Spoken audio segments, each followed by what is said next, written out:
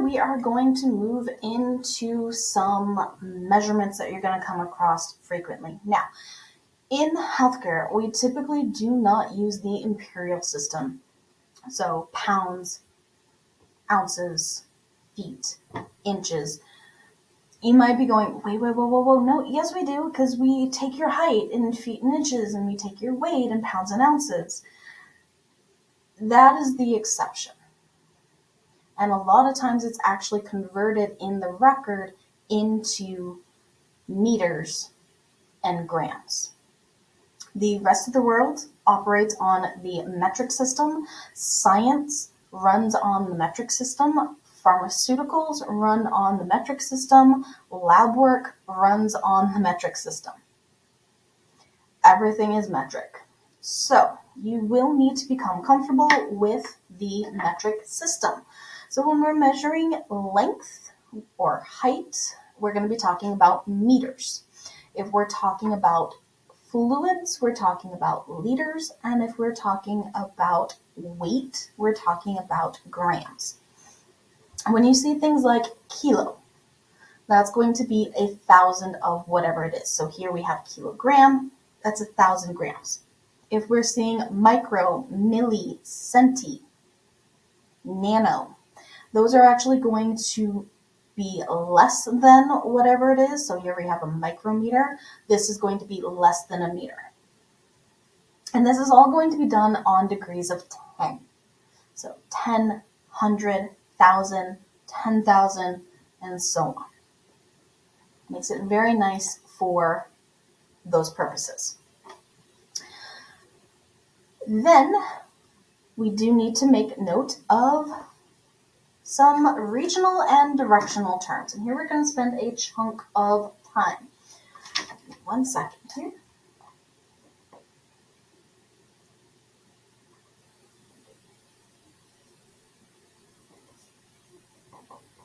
So we're going to talk about regions.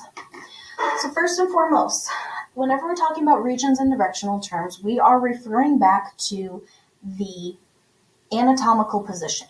What is the anatomical position? I would like you to stand up for me if you are not already doing so.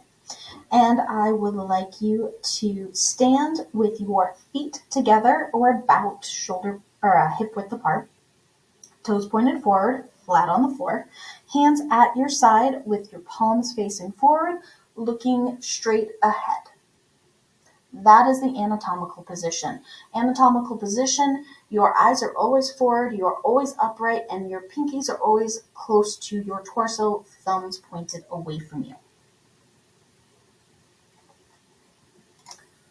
So, some regional terms that we need to be aware of. If we're talking about the axial region of the body, this is referring to basically the main portion of the body. Think torso, so it's your head, your neck, your trunk. If we are talking about the appendicular regions, this is everything that is going to attach to the axial region. So this is your appendages, this is your shoulder blades and your arms, this is your pelvis and your legs. Why do we have standardized regions? Why do we have a standardized position? Why do we have standardized directional terms, which we're about to get into? For the same reason we have our own language. It's for ease of discussion with other healthcare providers. If we are all using the same terms to describe the same things, it is easier for us to understand each other. And if we understand each other, it's going to be easier to avoid confusion. And if we can avoid confusion, patient healthcare is going to be better. So it all ties into each other. Here we have some more regional terms. These are going to get far more specific. So for instance, frontal region is your forehead, orbital region is referring to your eyes, the oral region is your mouth, the mental region is your chin, cervical is referring to your neck, thoracic referring to your chest area. However, specifically within the chest, we'll have like the sternal and the axillary and the mammary.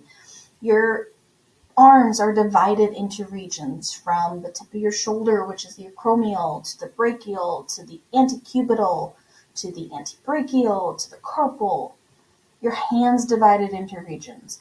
Your lower lumbar region is divided into various regions. Your pelvis and groin are divided into regions. Your legs and your feet.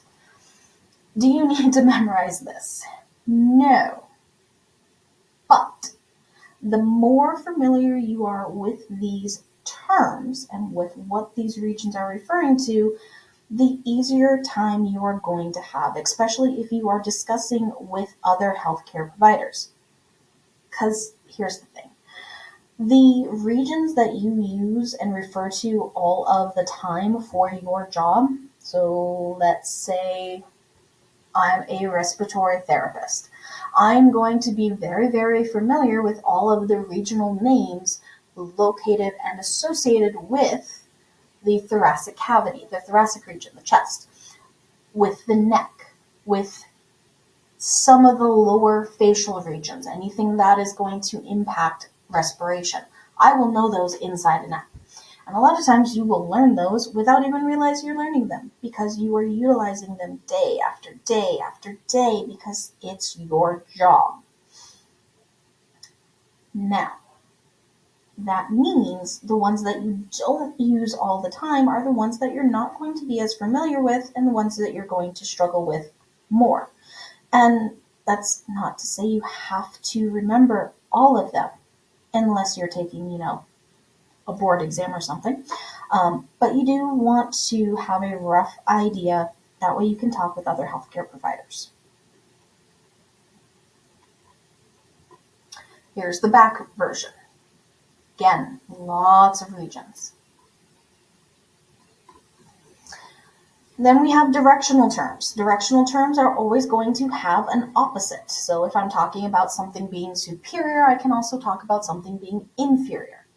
Superior is going to refer to the top or something above. Inferior is going to refer to something being below. If I talk about something being anterior, I can talk about it being posterior. Anterior is going to refer to the front. Posterior is going to refer to the back. If I talk about something being medial, this is going to refer more towards the middle or more towards the inside. If I talk about something being lateral, it's more towards the outside. So thinking about anatomical position, my arms over my side, pinky's in. My pinky is medial to my thumb. It is more towards the inside. My thumb is lateral to my pinky. It is more towards the outside. Superficial and deep are going to be referring to the surface of the skin, essentially. If it's superficial, it's more towards the surface. If it's deep, it is further away from the surface.